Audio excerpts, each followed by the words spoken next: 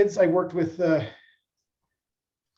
adults early on in my career, and they whine too much. So I went to kids, and kids cry sometimes, but they have a good reason. When those of you who are physical therapists and work with kids know that we are not the kids' favorite people, but hopefully we make a difference. So today I just wanted to talk kind of generally, and those of you who are PTs will know this is very simplified and watered down, but it's a way that we can look and see other providers who may not be physical therapists or have a physical therapy background. How do we know when to refer to a physical therapist if it's a single provider model? How do we know when it's necessary to be able to consult with a physical therapist? So just those considerations with some common pediatric conditions. Go ahead, Bailey. There's my information I gave you. I have nothing to disclose.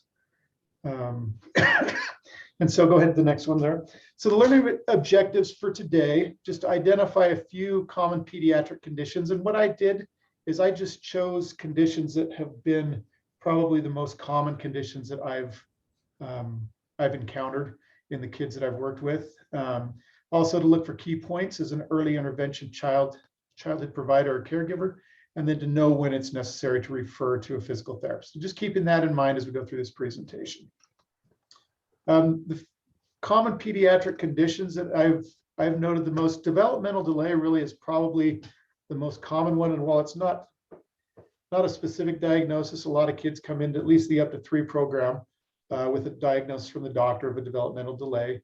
Also Down syndrome, cerebral palsy, or HIE, the hypoxic ischemic encephalopathy, spina bifida, and torticollis. And so we'll just hit on each of those briefly and then kind of chat about some things that you might see, things that might tip you off that you might need a physical therapist or a consult with a physical therapist.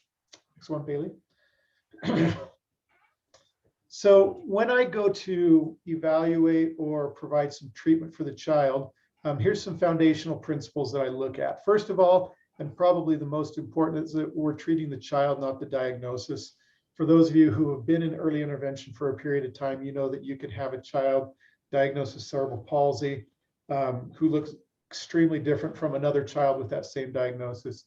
Even in diagnoses that are a little bit more uniform, like Down syndrome, you can have various levels of physical, and I'm going to speak mostly to gross motor because that's what I do, but vastly different abilities or challenges that these kids have. And 3 main things that I look for when I do an evaluation. And the first one, what are they doing? That's one that the parents are really concerned about. That's usually what gets that evaluation to my desk, is that the child's, a year old and just rolling over, not sitting up, and the mom and dad or caregivers are really worried about what are they doing. So that's one of the first things I look at, and I'll look at and see where they're at compared to where I would expect a child who has typical development. And are they behind? Are they ahead? Where are they at? The second is how are they doing it? So whatever they're doing, how are they doing it, and why are they doing it that way? A pretty common example is when we get to floor mobility. The child may be, instead of crawling, bottom scooting or some other way of getting around. And so, when we talk about mobility, how are they doing it? And excuse me, why would they be doing it that way? Is it tight muscles? Is it sore joints? Is it just exposure? Is it just that the kid likes doing it that way? It's more efficient for them, whatever the case is. And we try to determine how they're doing it and why. And then the last one, and this is the one that I tell parents is kind of the most critical from a long-term standpoint in my mind, is what do their muscles feel like? Because you can have kids who do all sorts of different configurations of crawling or getting into sitting position or whatever the case is. But if their muscles either feel extra tight or extra floppy, a lot of times that can indicate some sort of neuromuscular concern. And even if the child can do what they're supposed to do, if their muscles are tight or floppy, a lot of times that will be a trigger for me as a physical therapist to say, okay, have you seen a neurologist? What does your pediatrician say about this? And make sure that the appropriate medical care is being given to diagnose and to be able to treat any muscle tightness or floppiness. So those are the 3 things that I look at. I explain those to the parents when I go in and evaluate. I'm going to look at what they're doing, how they're doing it, and why they might be doing it that way, and then what do their muscles feel like. The other thing we need to ask is I get a lot of people that, you know, the child will be a bottom scooter, and the parents are really concerned because they've read something about, you know, the child won't ever be able to read and they'll be like really low IQ if they don't crawl. And so we've got to force them to crawl. And there's a lot of different theories and thought processes about whether crawling is critical prior to walking, after walking, doesn't really matter at all. And so it's one of those things we look at and say, what's the purpose of crawling point A to point B? Obviously, again, I'm simplifying this quite a bit, but what's the difference between a problematic issue and just something that may be a little bit atypical? And so understanding how to explain that to parents and working with the parents and other medical providers or early intervention providers to make sure that we're addressing things that the parents are concerned about. Okay, and if any of you have any questions as I go along, please feel free to chime in the chat or just unmute and raise your hand and chat at me. If I'm totally off base, other PTs just go and say, hey, Curt, you're way off base. Let's pull this back a little bit. So, so go ahead, Bailey, next slide. So that first diagnosis that we typically get, or often get from doctors, is developmental delay. The way I describe it, I teach a class up here at the university for pre-physical therapy students. And the way I describe developmental delay is it's just the child's not doing what we would expect them to do at that certain point. It's a varied etiology. A lot of times we don't know what's causing them to not crawl and they're 16 months old, or not walk and they're 18 or 20 months old. There's lots of reasons it could cause it. It's also varied prognosis. We don't know what the future would look like because a lot of times we don't know what's causing the delay in the child. And so this is a difficult one for parents because they know that something's not quite right, but neither they nor the pediatricians nor the specialists nor the physical therapists or whoever knows what's causing it or what the future might look like for them. So it's kind of a tough one. This one kind of sounds like if the parents or the caregivers are talking to you and you go in for an evaluation or a visit, they might say, you know, he's just not crawling and everybody else is crawling and, you know, he's 14 months old or whatever the case is. And so those are kind of the cues that you want to listen for, is that there's parental or caregiver concern because the child isn't doing what they, excuse me, what they would expect to be doing. I get this cough every year about this time. The bad air up here in Cache Valley kills me. So you have to excuse me if I take a drink once in a while. One of the keys with developmental delay, we need to make sure we're assessing the symptoms and signs and symptoms, not the diagnosis. When we look at it, we look at those things. What are they doing? How are they doing it and why? And what do their muscles feel like? And then we treat the signs and symptoms. We don't necessarily treat that diagnosis of developmental delay. We need to make sure we're paying attention to the needs of the child and the family. And then we know that often with developmental delay, later in life, after they've had a little bit more history with their medical providers and what's gone on in their life, that sometimes they'll be diagnosed later in life with a syndrome or a genetic condition or something that maybe wasn't apparent or evident in the beginning. Go ahead, Bailey. Down syndrome, we know, is also known as trisomy 21, just a triplication of the 21st chromosome. It's not hereditary. I've seen some families that have multiple people in the extended family with Down syndrome, but not necessarily a hereditary syndrome. It's characterized from a motor standpoint by low tone and slow motor development. What I've found and what I've read is it's about a 2-to-1 ratio for the timing of motor development. So parents, if they say, you know, how old do you think he'll be when he's going to crawl? Obviously, the answer is we can't predict that, but typically kids with Down syndrome, I've found that they'll crawl at somewhere around 16 to 18 months. Walking, which is the big one for a lot of the parents, usually happens somewhere around 2 years. And so again, if you have a child that has Down syndrome, this isn't like developmental delay. I think in 20 years, I've never had a child who was not diagnosed at birth who ended up being diagnosed with Down syndrome, nor I've had somebody who was diagnosed with Down syndrome who then later on they found didn't. So it's a pretty definitive diagnosis. So it's one that they know what it is going in. The parents are usually going to know more about it than you do, because as soon as they get that diagnosis, they're going to read everything they can on the internet or talk to their friends or whatever the case is. And so So we just know from a physical standpoint, they have low tone and they're a little bit slower to develop in the motor development. I always tease my students that I teach up here at the university. They seem to have a stubborn streak. I always when I talk to families who have a child with Down syndrome, I said, do they seem a little more stubborn? And almost inevitably they say yes. You know, I don't think, and you'll find any medical journals or anything that'll verify that, but it is interesting that there seems to be a stubborn streak, which is great because they know what they want and they're either going to do it or not. And that I think gets people a long ways in life. And so I think that that's a nice little addition there. That, don't quote me on that, but that's what I've seen. Go ahead, Bailey. So the next one on here is cerebral palsy or hypoxic ischemic encephalopathy. It's just a term that really indicates there's some sort of movement disorder caused by a brain insult, and that brain insult typically happens either in utero, at birth, or immediately after birth. Later in life, we would normally call this some sort of stroke. This is listed, I believe, by the CDC as the most common motor disability in childhood. With that brain insult, it could be anything from bleeding in the brain to malformation of the brain, any of those things that would then cause motor delays.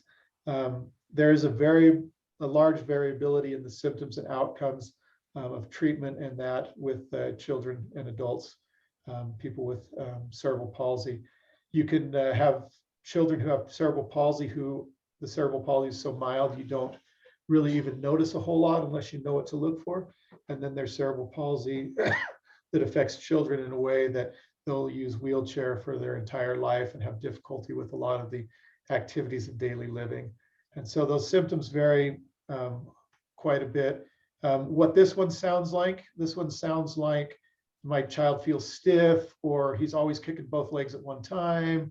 He likes to arch. He just has really random jerky movements. He keeps his legs crossed. Typically what I've seen, you can either have high or low tone with cerebral palsy. Typically I've seen high tone significantly more common than low tone. And so you'll hear some of these things. I remember I had a kid that I evaluated. She was about 12 months old, and it was really sad because I went in and immediately, here's a 12-month-old child laying on the floor with her legs crossed.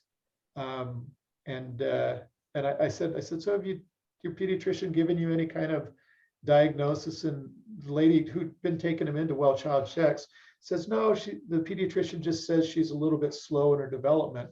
At this point, 12 months, she wasn't rolling, had a difficult time sitting because she had so much high tone, she would just arch.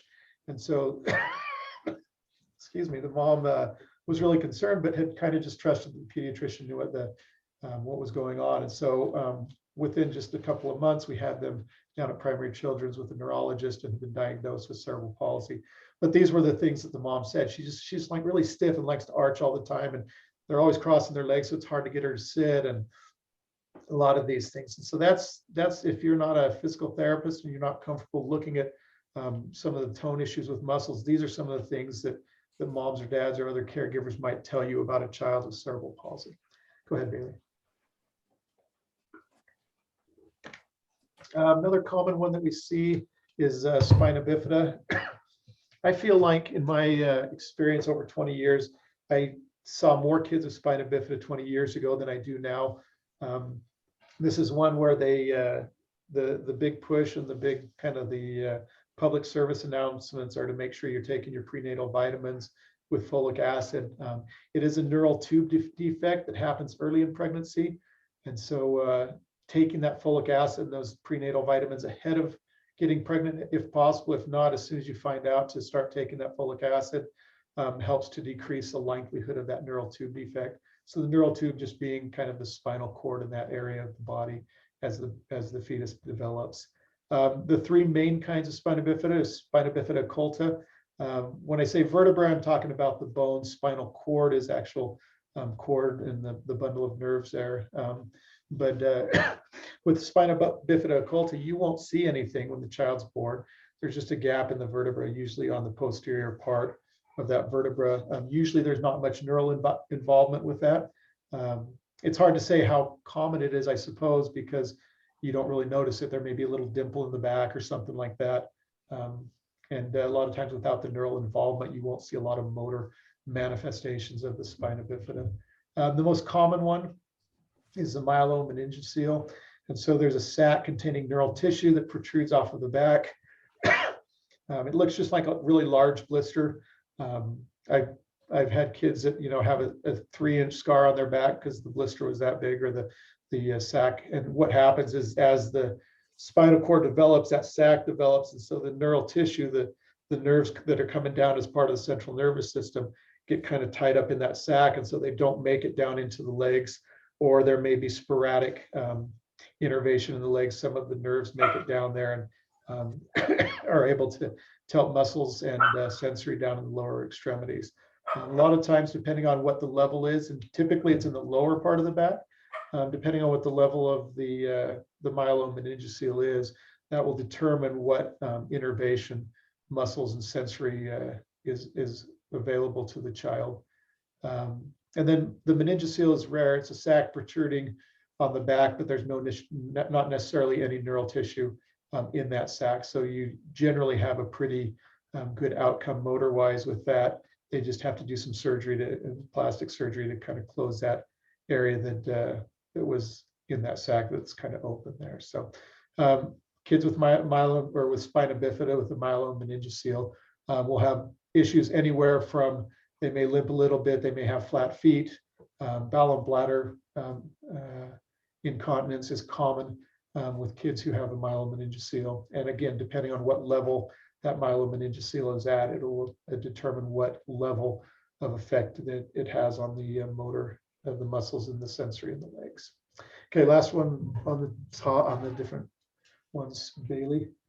Torticollis. Torticollis it affects children typically from birth. It's at least as I've seen, it's idiopathic. There are some cases, I think, that probably because of positioning in utero, it may have affected it, but typically they'll list it as idiopathic, not having a definitive cause.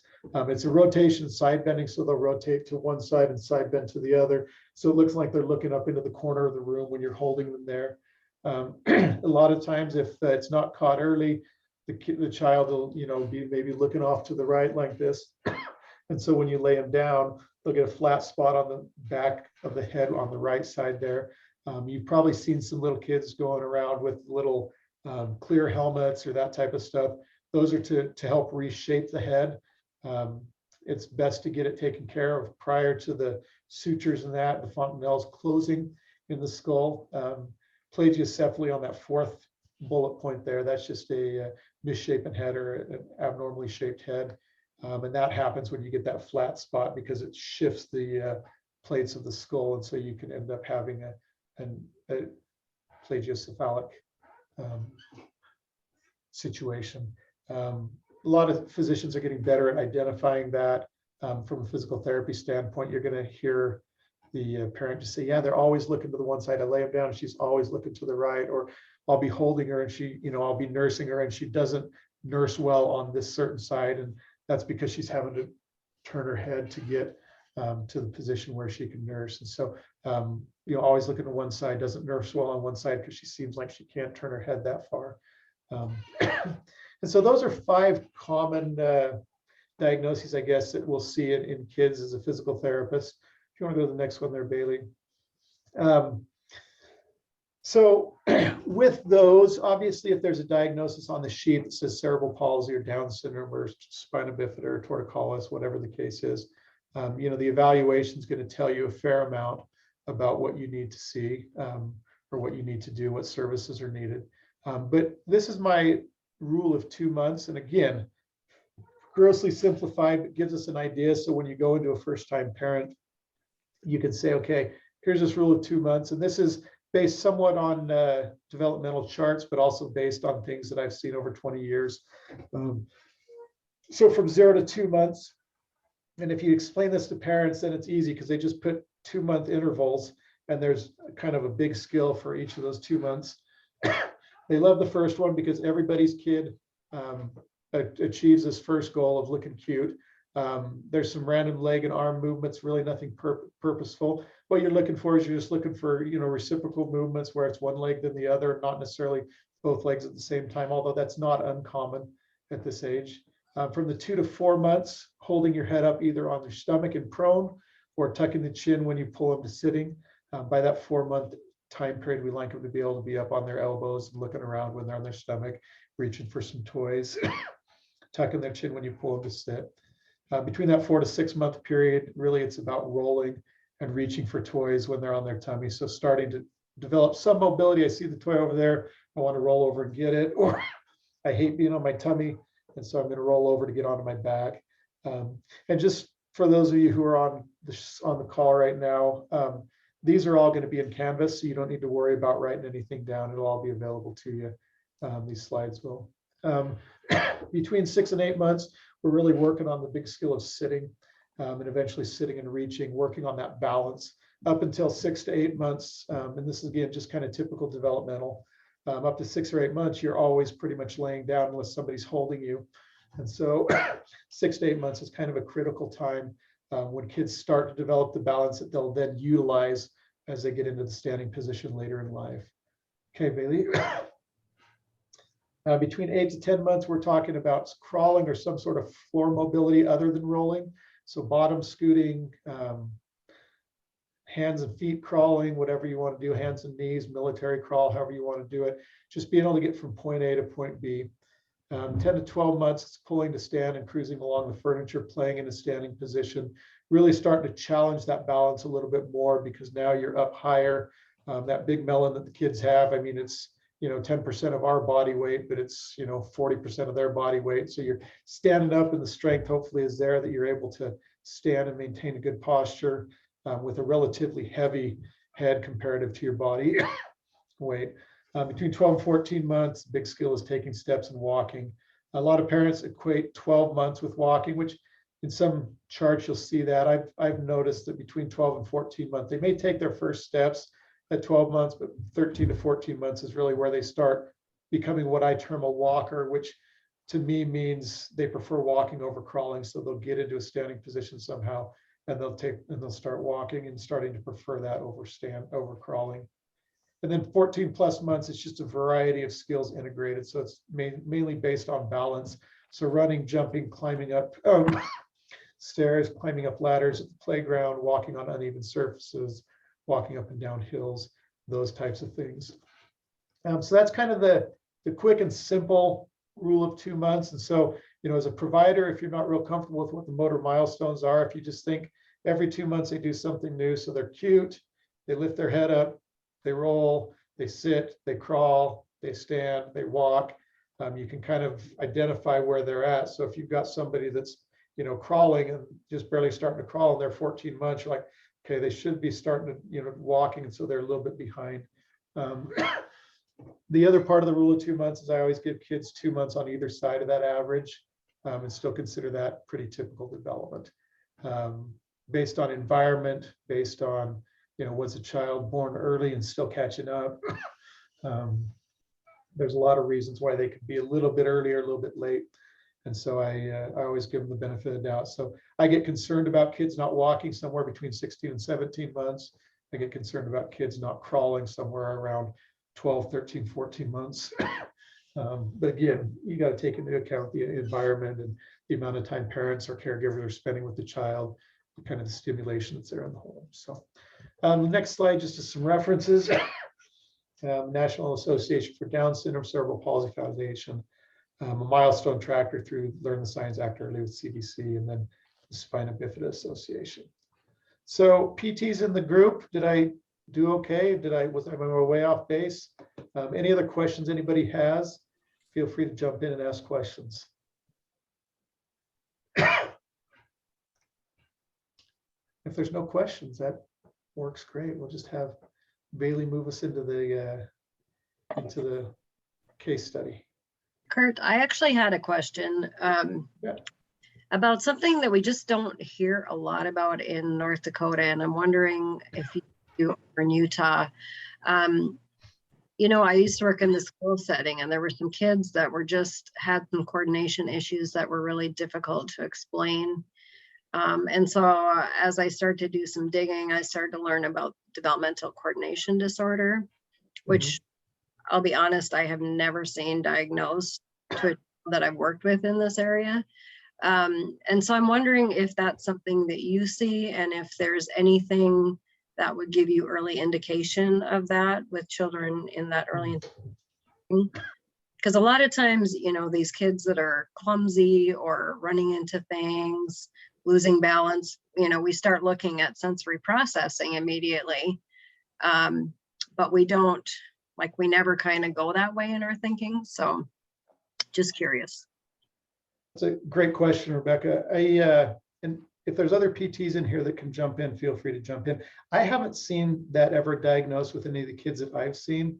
I'm like you. As soon as I see a kid that's kind of disorganized and, well, like you say, clumsy or uncoordinated and stuff, my mind automatically goes to, okay, where are we at sensory processing? What's going on with the feet? What's going on with the proprioceptors? Another one that I typically will go to if we see some discoordination type stuff is vision, hearing, any ear problems, vision problems. And so, you know, a lot of times, especially like you say, you go in there and you don't know much about the kid and there's just this lack of balance. And so, you know, sensory, vision, hearing, anything in those sensory things. But anybody else on the call that has seen that syndrome or that diagnosed? My understanding that that it's not diagnosed till after the age of 5, and usually it's a diagnosis after you've ruled out everything else. But there are some testing measures that can kind of look at it.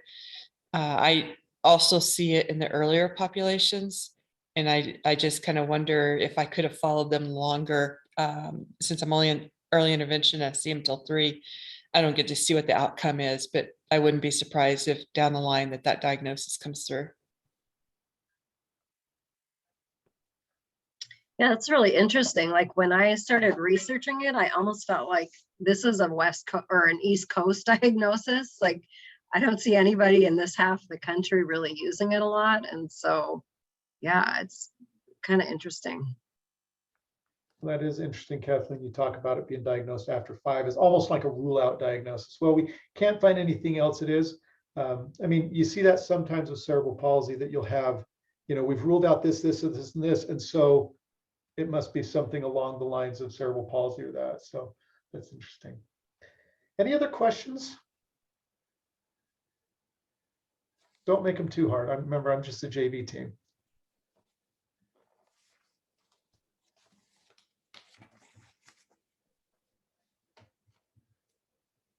Well, thank you for your attention. I hope that wasn't too simplistic for many, but just the purpose of that presentation was mainly to help those who aren't physical therapists or motor people to be able to recognize a few of the common diagnoses that you may see on a sheet and recognize what it sounds like from a parent, recognize what you can give them as far as just kind of a basic, here's where your kid's at, here's where they should be at. Let's see what we need to do to make sure we have the right professionals in here. So thank you. Thanks, Bailey. Thank you, Curt. That was great. And there's a lot of really good information. And for anyone who, like Curt said, we'll be putting the slides on the Canvas page. So if you want those for reference, that's where you can get that. And again, if you don't have access to the Canvas page, Curt is the one to talk to because he'll be able to help you with that.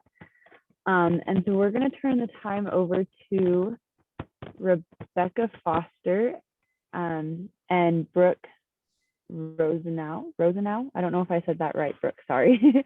But they're going to do our case presentation today. So I made you a co-host, Rebecca, so hopefully that allows you to share your screen. But welcome.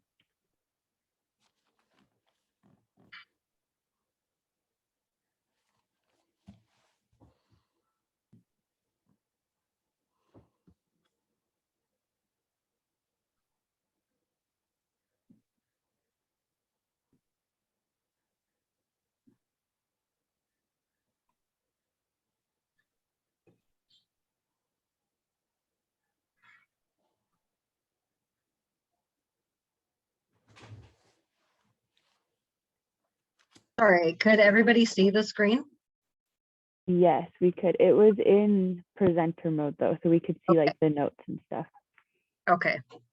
All right, I'll see if I can fix that. And then Brooke, once you see the screen, you feel free to start, okay? Perfect.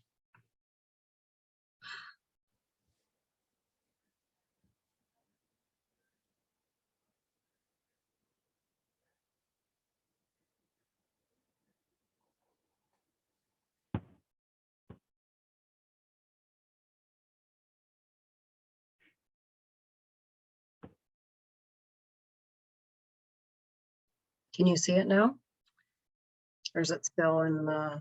On like edit mode. Does it work if you hit like view way over past that guy? Nope, just kidding. Go to slideshow right back. It was by the view, the one by view on the tab. Okay, maybe I'll go out of there and then try it again. There we go, from beginning. There, yeah. There we go. Sorry, guys. You're good. Technology. When people are watching. All right, does it look how it needs to now? Did you hit from beginning? There, Hmm. No. Let's Do you have multiple screens, Rebecca? Because I know sometimes when you have multiple screens, it'll present the wrong screen. All right, I'll turn off my other screen. How's that going? Mm-mm.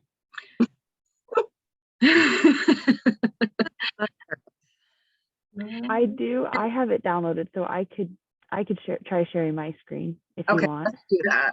Okay, all right. And if we have to go from the edit mode, I don't have any notes on there that people can't see or anything. It'll just be smaller. So if we have to go from there, we sure can. Okay. Let me. I don't think we do anyway. One sec. So sorry, guys. Let me pull up.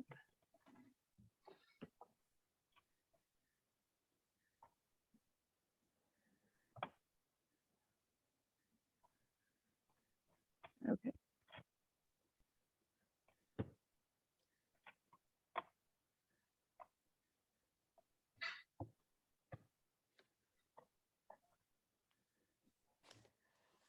Is that showing up okay? Yes. Okay. We can start on the next one. There Okay. you go. My name's Brooke Rosenau. I have my master's in early childhood special education. I work at the Minor Infant Development Program in North Dakota. We can hit next. Okay, so a little background on the case. This is about a little boy. He will turn 3 here in March, so pretty soon. He recently received an autism diagnosis, and he had delays in all developmental areas when we got him. He had done the play project. I don't know if anyone's familiar with that, but a lot of intense play therapy, homework of like 40 hours a week of interactive play from the parents. He did that for a month or two before the program essentially declined them because they weren't participating. They get in-home parent advocacy supports through the Air Force Base, and that started in March, shortly after his birth. And then they are also getting services through Infant Development Program. They get OT twice a month, speech and language once a month, social work once a month, and then the weekly early interventionist weekly. Repeated that, but so he's pretty top heavy on the services to start. Next page. At the time of eval, we didn't get a good hearing or vision screening. We know now at this time that, I mean, he's responding to a lot of directions, doing a lot of things, a lot of interactive play. So we can assume his hearing is good, but mom and dad have not followed through with an actual formal hearing assessment, and he won't let us do his hearing with any probes or anything like that. He doesn't eat or sleep well, and I'll go into that in a little bit. He has self-injurious behaviors. He will headbang. He smacks his head on the floor, smacks his head on the doors when people leave. He's now biting his arms. He now also likes to go after his little brother, kind of likes to bang him on the head, push him, pull him, do whatever he's got to do to move him. The family is active duty Air Force. Dad is in the military, originally from Texas, southern states, so they don't have any family close, have had some difficulty creating friendships. And then he just recently started ABA. He goes 5 days a week for 4 hours. And this is his second ABA. The first one, parent follow through to get that eval done, multiple cancellations. They essentially dropped them and their pediatrician had to re-refer them to a different clinic. Next slide. Okay, so the family's primary concern has been communication. He was relatively I wouldn't call him nonverbal, but had very little verbal language when we met him. And basically the only way he expressed needs and wants was physically harming himself or others, or climbing and getting whatever he needed. And then his other concern was how he chose to fall asleep. Initially when we got him, we were learning about a lot of head banging in his room, screaming, kicking, doing all sorts of things. And then now we know sounds more like we were doing that because we were bored and stuck in our room for hours upon hours and hours at a time. Typically his bedtime routine is they put him to bed at 6:30. He's in there by himself, no toys, nothing, until about 4 or 5 a.m. is usually when mom hears him fall asleep. And then they sleep in until about 11 a.m. And then the other part of his concern is lack of nutrients. He doesn't have a ton of exposure to healthy foods. Typically it's crackers, cereal, frozen pizza, whichever random fast food restaurant mom is eating herself. Doesn't typically buy them for the boys, but they kind of get to snack on what she doesn't finish. And then another area of concern, that is mom's mental health. She lacks supports from her family, and it's basically impacting her complete development of her children at this point. They don't leave the home, the windows are shut, there's blinds closed at all times. The home is typically very dirty, and sometimes unsafe, between like choking hazards, chemicals, different things around the home that shouldn't be in access to the kids' range. Next slide.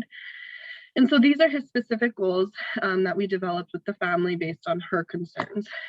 So we want him to be able to communicate his needs and wants any way he can, whether it's gestures, whether it's words, and excuse me, and use those phrases during mealtime. Mealtime is a very stressful time for the family because he doesn't eat much. Like I said, now that we're in the home, we can kind of see that he's not eating much because he's not given much opportunity to do so. So it's very challenging because he's not getting the opportunity to work on that goal the way he should. And then we wanted him to be able to express his emotions positively through all routines. We, want to limit that head banging. We want him to be able to ask for help when he's frustrated, different things like that. And then eat that wide variety of food. That was mom's goal. And we definitely are full support of that because we want to be able to discuss those things with her about what's appropriate to eat, when he should eat, how much he should eat, things like that. And then going back to this goal was added in after his plan had already started. He was with us for a little while. We realized how much these kiddos weren't even seeing other humans. And so we created a social work goal for him and mom to take them to outdoor activities or indoor play areas, to the park, just anywhere to get him to see other people. And then this was part of his transition goal, just for the plan, but it was for the parents to know their resources and what things he could access after he turned 3. So in his case, he's going to attend early childhood special education preschool 5 days a week once he turns 3. Next slide. And then some barriers. So some of this I kind of tapped on a little bit at the beginning. So mom's mental health.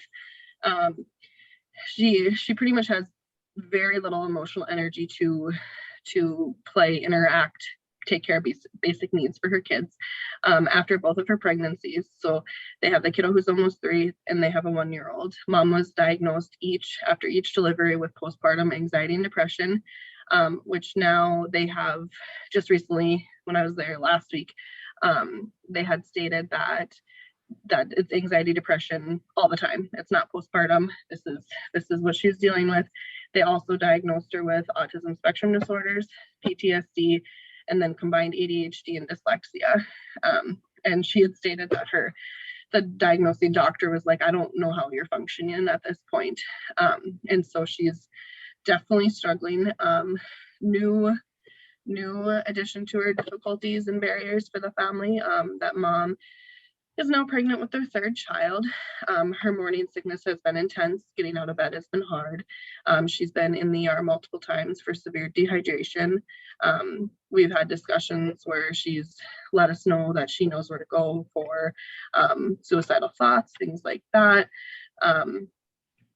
Pretty much anytime she's pregnant or postpartum, she really, really, really spirals backwards. And then dad is active duty.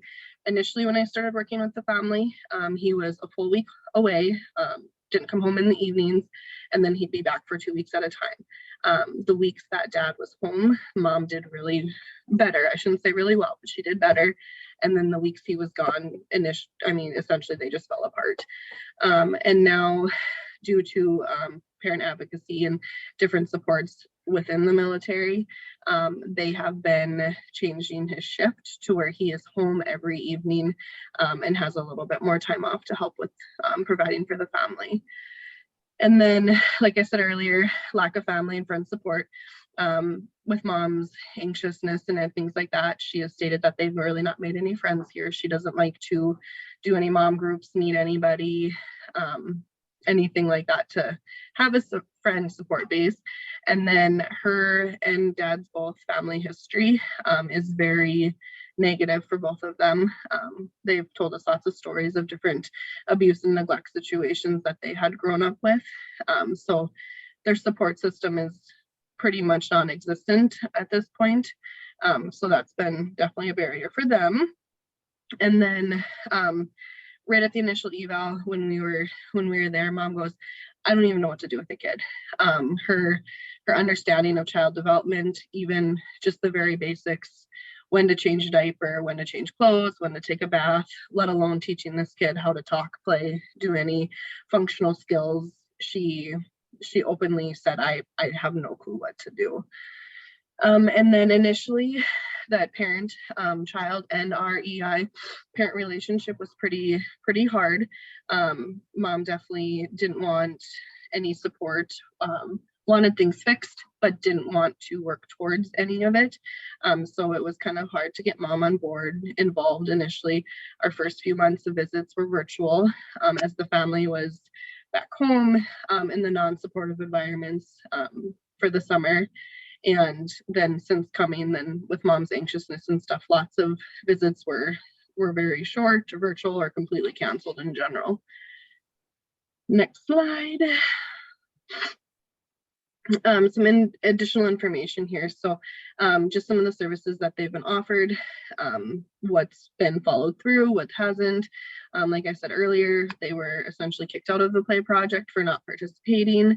ABA took a long time to follow through with, changing multiple agencies because basically our town, they got a couple new ABAs all at one time, and they're busy. So if you weren't calling back and weren't showing up, they weren't going to hang on to you. And so now he is not consistently, 3 to 4 days a week out of his 5, he is going to ABA, sometimes weeks off at a time, but they are getting him there occasionally. And then I just kind of brought up here again too, that mental health, mom has been more openly sharing about her history of neglect and abuse. And when we discuss different things that are happening in their home, she doesn't really see them as a concern since they are better than what she grew up at. So kind of just teaching her those black and white safe and unsafe behaviors has been something we've been working on for a little bit here. And then recently just told us about the suicidal thoughts and things like that. So she states she knows her resources and kind of told us this is who they've told me to reach out to. So just open communication with her, and she's definitely sharing a lot more with us that we weren't aware of at the beginning. Next slide. And then so the parent advocacy, I just wanted to go into that a little bit. I don't know if a ton of people know about parent advocacy, but it's basically a support system to military families. They have higher standards than like our typical CPS would have. So they are in the home weekly with them, working on a lot of different things, working on household cleanliness, mom getting to doctor's appointments, getting her kids to doctor's appointments. So that is something that has been consistent in our lives since we've started with them, and a huge asset to the family because they've been closed from CPS, but every time we're there, there's a borderline concern. So it's nice knowing that parent advocacy is still continuing with them.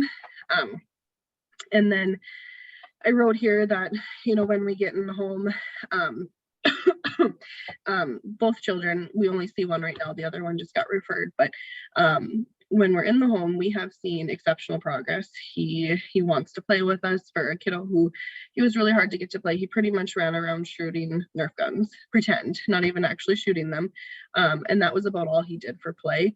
Now we come in with our bags, he sits down, he wants to play, he wants to interact, he has joint attention, he's getting very comfortable.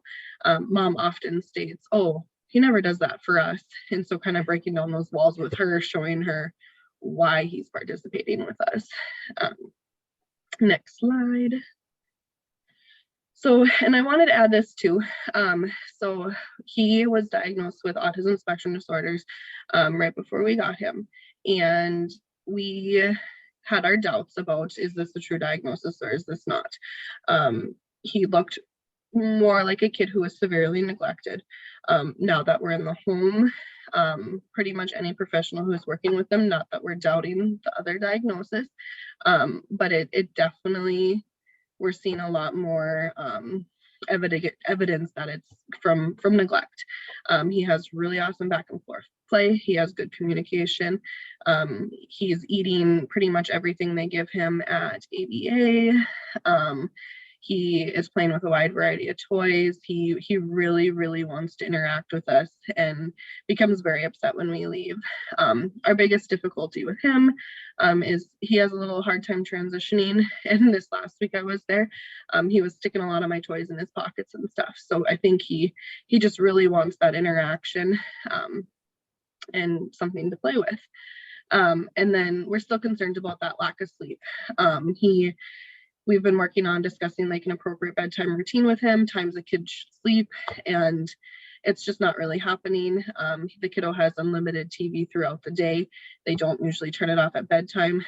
Mom has said they've been working on it. And so that's kind of been another barrier too. So kind of those things that are continuing. Next slide. So family culture. The family, mom is excuse me, white, dad is Hispanic, both grew up super low economic status. Mom stayed home mom, and dad is active duty. So that was just a little review. And so kind of back to what I mentioned earlier, that family that doesn't really provide a successful relationship or support for them. And they're both not local. And then I stated that earlier. And then, of course, you know, COVID-19 is impacting so many of our families right now. And that's been one barrier for mom, is that it's given her permission to stay home. And so now it is really, really hard to get her out, even in a park with no one at. She really has found more comfort in being home from when that was what was most suggested. Next slide. Okay, so now we can jump into our discussions, or if anyone has any questions before we do that, I'd be happy to answer.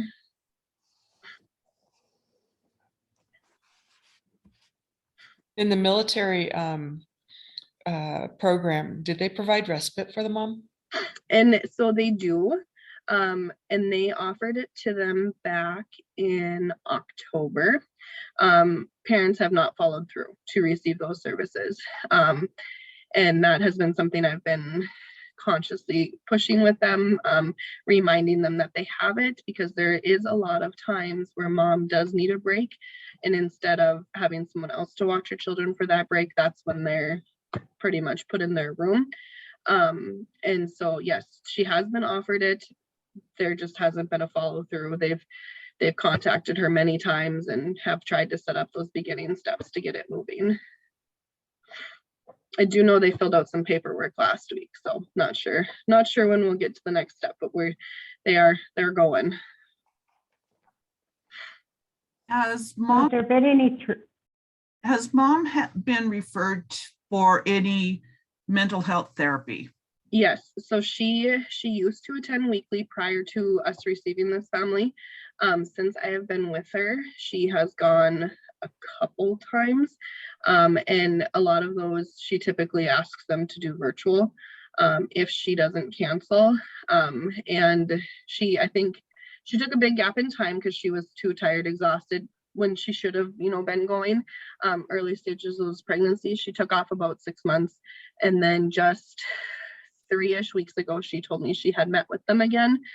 So she has access. They have been trying to meet with her, and her follow through just doesn't happen.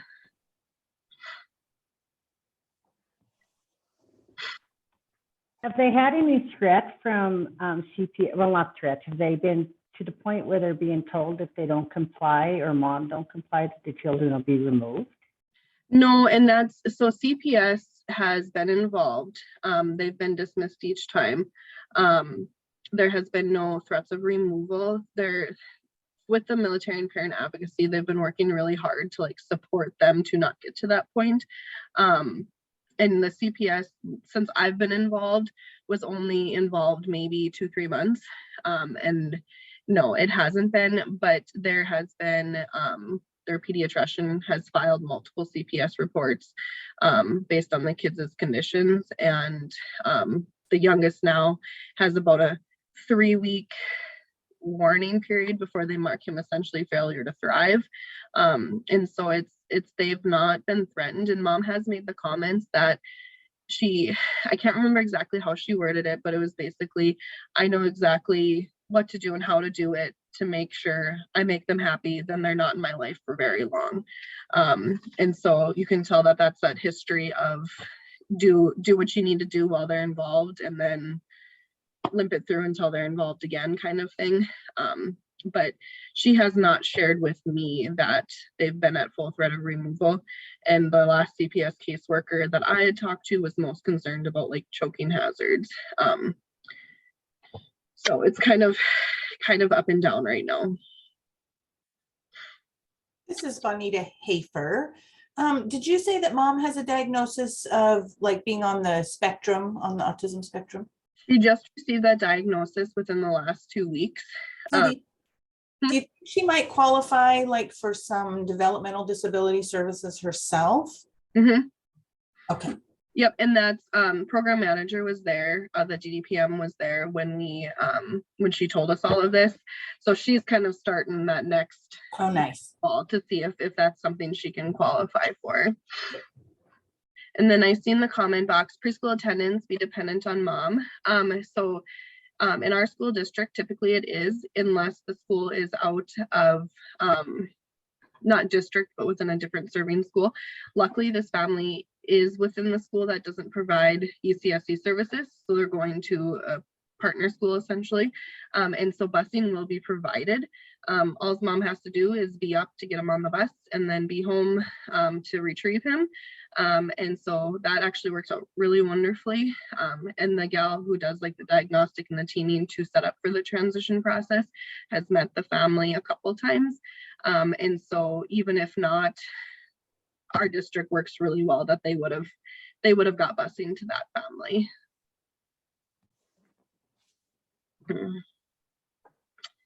Any other questions? You said they do live on a military base? Yes. Yep. Does anyone else have any questions? before we go into our breakout rooms. Does your area offer, like here, there's a parents as teachers group where it's not necessarily professionals, but other parents who are trained to go through a basic parent curriculum and supporting the family in their homes. I don't know if she would be open to that, if that's even available. Rebecca, do you know if there's anything like that? I don't know that I've heard of that here. Sounds good. Yeah, I'm trying to think of where to even refer for that information. I think anybody can do the training for that to be able to like do the parents as teachers curriculum. You just have to be certified.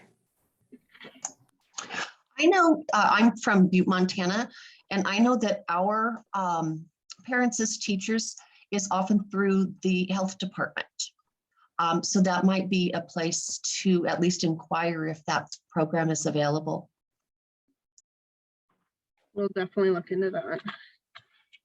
Yeah, any resources that we can find. I mean, the follow through is always rough, but if we can at least provide her the access to it. I was going to say, we used to have an experienced parent support program, but then I think we lost the grant for that because parents just weren't utilizing it even when they were referred out. So we don't currently have that, but it might, I don't know if that was a similar program. Yeah, it'd be nice to look into it and see if there is another different program. Awesome. So if no one has any other questions, we'll go ahead and split into breakout groups, breakout rooms, so that everyone can kind of discuss and get more resources for you. And then if someone could, in those groups, take notes, that way at the end we can share them and then send them for Brooke to use later. So I'll go ahead and open those and then just join the group.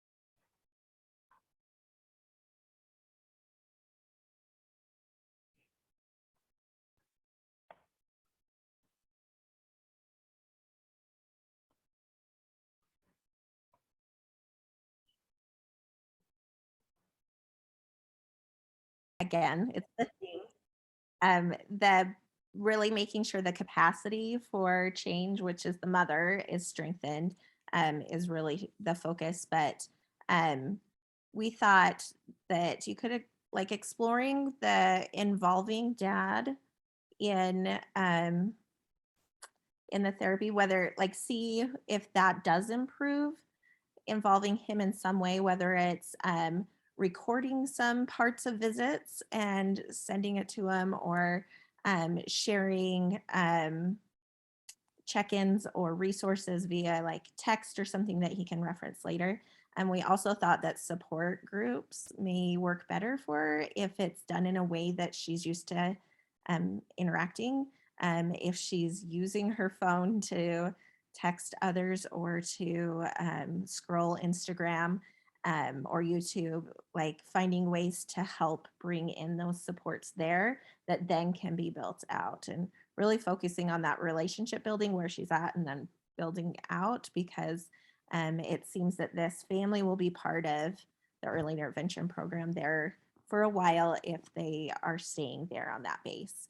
And then we also talked about, like, when doing transition planning for this child who's turning 3, thinking about what she will need to do to help him be prepared to get on the bus each morning or to use the transportation that he's getting to school each morning, so that that is successful, that part is successful.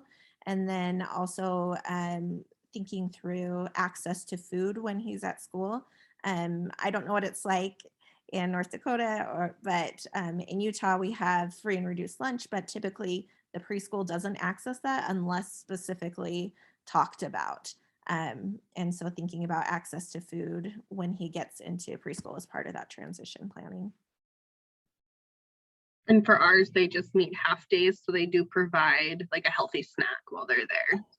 Yeah, and that's what they did in my preschool classroom. But I had students that were food insecure, and we would arrange to get meals for them. Okay, kind of like a take-home lunch when.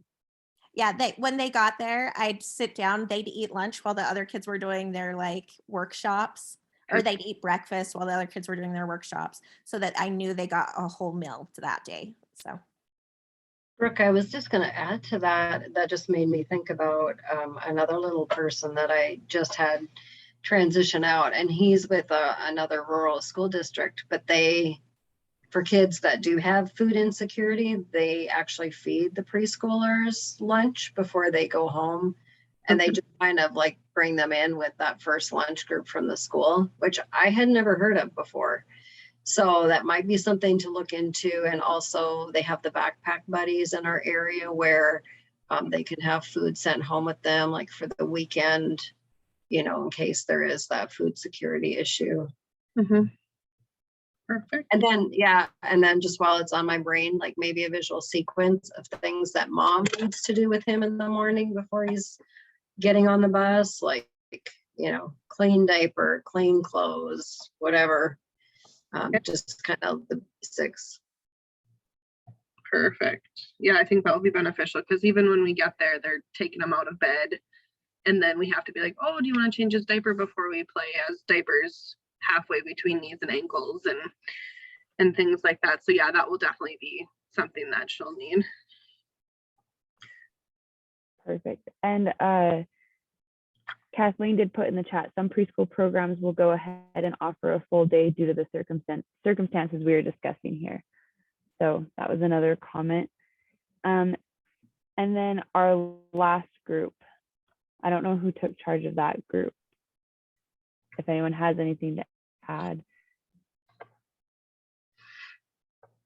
I don't know that I was the leader, but I think I took some notes. So, and basically we talked about, several things that other people have already talked about. We did not talk about the backpack program, but I think somebody just mentioned that for food to go home on weekends. Medication management, you already said she's doing that.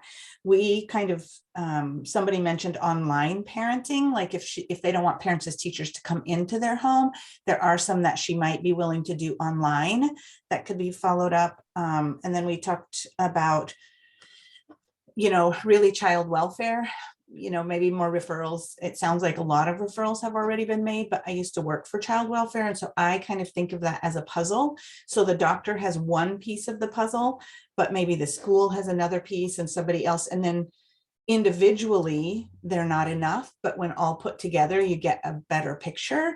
And so you guys seem to have a great picture, but maybe when that's getting laid to CPS, somehow they don't have that, or like we've talked about, mom kind of just does enough. But I guess I would encourage people that are going into the home every time when it's just borderline to even report those borderline kinds of cases, because we don't know what really is going to tip that scale. And not that we want it to be a threat, but it could be a support. And then really maybe more, I don't know what services the military has. Obviously we're all from different states, so, and I don't know anything about the military, but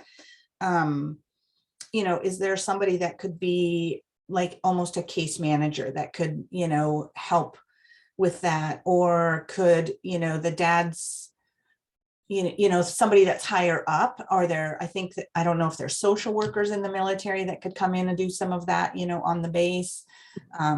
So that was kind of something we looked at, is there something there, since they're in that system already, that would be useful to them and supportive, not heavy-handed, but supportive. Yep, and that's something I think in more of our breakout session with the group that I was in, and we went into the parent advocacy stuff to like a little bit more, and that's essentially what that program that they have is okay. Case manager. Okay. We kind of wondered about that, but weren't quite sure. So okay. Yeah, and then his first shirt is very like more active than I've ever heard a first shirt be. She comes and will sit at the family home when mom goes to ER or different things, and takes her to the grocery store to go WIC shopping, and so it's we are kind of talking about like she's got the start of all these services and just like accepting them.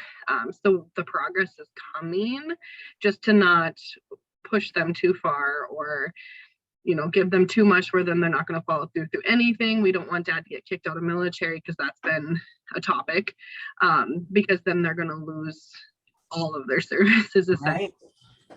That's definitely, I'm thankful for that. I've never heard of that program until I had this family, and it's been a huge incentive. That's amazing. Well, thank you, everyone. And Brooke, we will get you all the resources and notes that people sent. That way you have it. And I'll also be on the Canvas page for everyone else. And we are a couple minutes over time, but I just want to say thank you to everyone for your participation.